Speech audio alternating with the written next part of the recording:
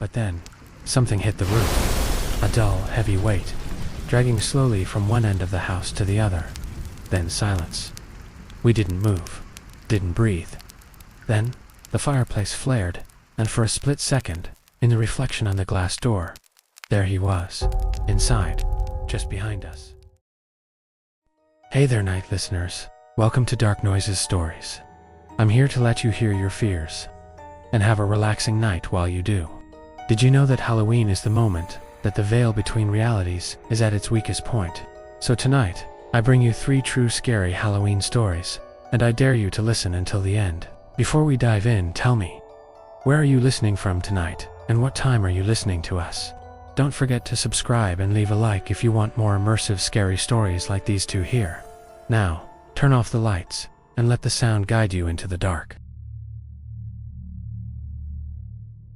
I've always loved Halloween. The costumes, the candy, the smell of pumpkin spice everywhere. But the night I'm about to tell you about changed how I feel about it forever. It was 2 years ago, a cold, wet October night, and my sister and I were alone in the house. Mom was out of town for work, and Dad was doing a night shift, just the 2 of us. And the storm. The rain outside was steady, and the thunder rolled far in the distance. The fireplace crackled softly as we watched an old horror movie, half paying attention, half just enjoying the warmth.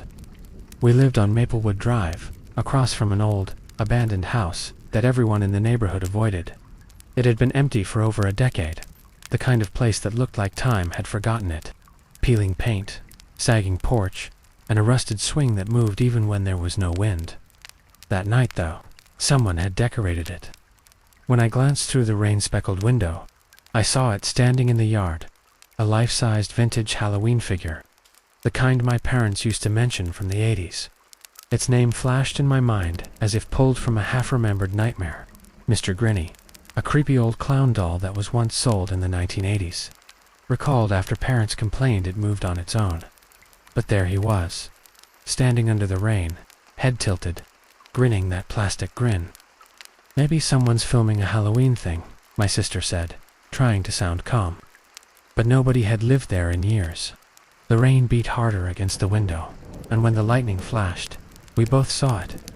The doll's eyes glinting, pointed straight at our house. We laughed nervously, told ourselves it was just a prank. But every time the thunder struck, Mr. Grinny seemed closer. First at the edge of the yard, then near the porch, then just at the steps. Around 10:30, I noticed something else. The way the light from our living room reflected in the window.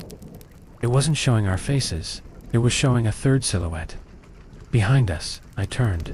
Nothing. Just the flickering firelight. The house made that familiar old creak, the kind you tell yourself is just settling wood. We turned off the TV. For a while, we just listened to the storm, the wind whistling, the fire crackling, the rain hammering the roof. Then came the tap, tap, tap, from the front porch, slow, rhythmic, like someone knocking with a fingertip. Maybe it's a trick-or-treater, I whispered. But my sister shook her head. It's past 11. The tap came again, louder, then squeaked the sound of the porch boards shifting under weight. We both froze, footsteps so heavy, they rattled the window pane. Stay here, my sister said, grabbing the fireplace poker. But I followed her anyway, down the dark hall toward the front door.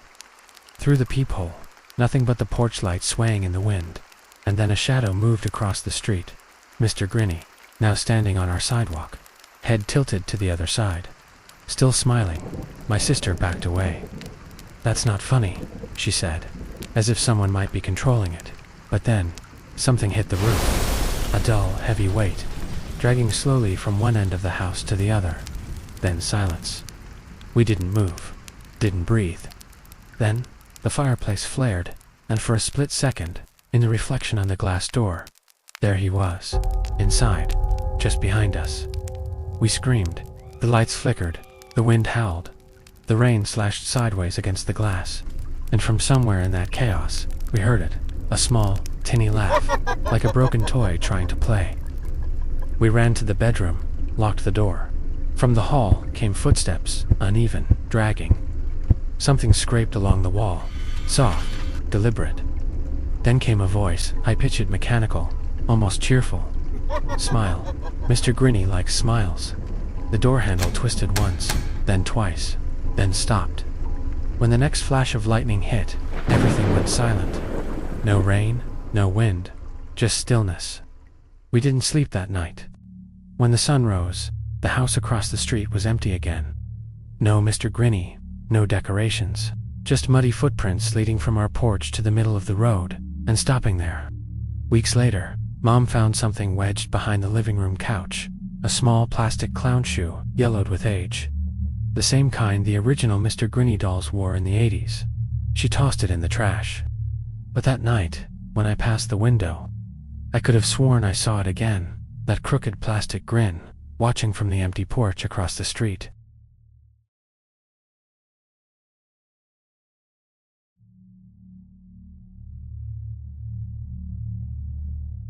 I'm not really the type of person who goes to parties. Even just saying that out loud makes me feel awkward, like I'm already admitting I don't fit in. But somehow, it feels safe to tell this here. Like maybe someone out there will believe me, or at least understand why I have never gone to another Halloween party since that night. It happened in Willow Creek, Oregon, 2 years ago. I was 17, quiet, shy, the kind of girl who would rather stay home reading than be around people who do not notice when you are gone. My best friend Lauren was the opposite. Social, funny, the kind of person everyone remembered. She begged me for days to go with her to Jake Thompson's Halloween party, the biggest one of the year, she said. I almost said no again, but something in me didn't want to be the boring one for once. I told myself, maybe it's time to try. The night was cold, that damp kind of October air that smells like rain and wood smoke. Willow Creek was already glowing with pumpkin lights on every porch, kids running around in plastic masks. Jake's house was on the edge of the woods, right where the streetlights ended. The driveway was packed with cars, music thumping from inside, colored lights flashing through the windows. I remember feeling small just standing there, clutching my costume bag, while Lauren laughed and ran ahead. When we walked in, it was chaos, people in every corner, fake cobwebs, red lights, and a fog machine pumping out this weird sweet smell. I tried to blend in, smile, nod, pretend like I wasn't counting the seconds, until it was okay to leave. Then, something strange happened. Right as I started to relax, as I began talking with this girl from my art class, the house lights flickered, just once, then again, and then everything went dark. A few people screamed, but most laughed it off. Jake yelled, "It's just the storm," and grabbed a flashlight. Outside, thunder rolled like it was right above us. Someone opened the blinds for a second, and I swear the lightning lit up the trees in the backyard, all twisting and alive, like they were leaning closer to the house. Jake brought out candles from the kitchen, and we lit them all around the living room. The glow was warm, kind of peaceful. Everyone started calming down again. Someone put the music on their phone, low volume. Then Lauren said, "Let's sit in a circle, tell ghost stories or something, make it old school." So we did. It felt nice, for a little while. I was even laughing, the shy girl, actually laughing, when the first sound came, a dull thump, from the hallway. Jake froze. Did someone fall? No one answered. Another sound, slower this time, like someone barefoot, walking through water. I felt my stomach twist. The sound came again, closer now. "Jake, do you have pets?" I whispered. He shook his head. "Just my goldfish." Someone joked nervously. "Maybe your invisible friend showed up." And people laughed, but it sounded forced. Jake stood up, grabbed his phone flashlight, and said he'd check. I don't know why, but I followed him. Maybe I didn't want to sit there waiting. We stepped into the hallway. It smelled like wet earth, and something else, metallic, like rust. Jake's light caught something on the floor. Footprints, wet bare footprints, leading from the back door, halfway down the hall, and stopping. "Someone's screwing with us," he whispered, though his voice didn't sound convinced. He tried the back door. It was locked, the windows too. No open space anywhere. Then, from behind us, we heard Lauren scream. We ran back. Everyone was standing now, staring at the far end of the room. One of the candles had gone out. The others flickered violently. The fridge door creaked open by itself, slowly, then slammed shut. A couple of people bolted for the front door, but Jake shouted for them to wait, that it had to be a prank. Then Sarah, a girl sitting near the couch, said quietly, "My filter app says there are 24 faces in the room. There were only 23 of us." We all looked at her phone. On the screen, white boxers marked every visible face, except one. Between Jake and me, there was a flickering outline, a face, right where no one stood. No one said a word. It was so quiet I could hear my heartbeat. Then every candle blew out at once. Darkness total. The air turned cold, like breathing inside a freezer. And from the center of the circle came breathing. Not ours. Slow, wet, uneven. Something brushed against my hair. I wanted to scream, but no sound came out. Then whispering, a voice right behind me. "I'm still here." The lights flickered back on. Every decoration was scattered. Drinks spilled. Chairs knocked over. The door, which had been locked now, stood wide open. Rain poured in, though the storm had already passed. Everyone ran outside, some crying, some laughing hysterically. Jake and I stayed back for a second, shaking, staring at the floor. The wet footprints, they were gone. But on the wall, near where the candles had been, something was written in ash. It said, "Thanks for the invite." I didn't sleep for days after that. Lauren tried to laugh it off, saying maybe someone hacked the lights or pulled a prank. But no one ever admitted to anything. A week later, Jake told me the weirdest part. When his mom came home the next day, every candle we had blown out was lit again. All of them. I know how this sounds. I know it sounds like one of those stories that gets exaggerated online, but I can still feel that breath on the back of my neck when I close my eyes. That's why I do not celebrate Halloween anymore. Not because I don't believe in ghosts, but because I'm scared that something out there still remembers me and is waiting for another invitation.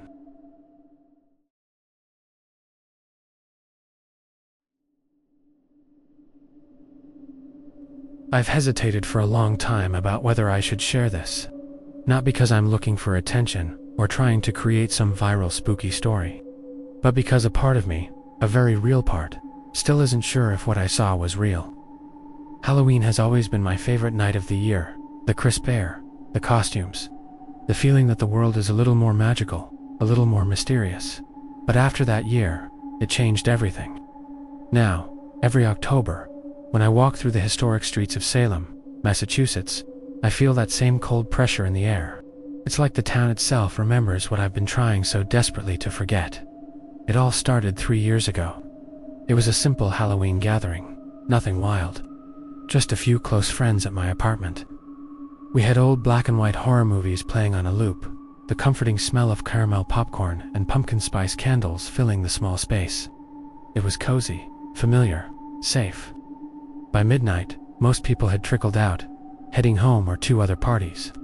It was just me, Eli and Hannah left, sitting on the floor, surrounded by candy wrappers and empty cups.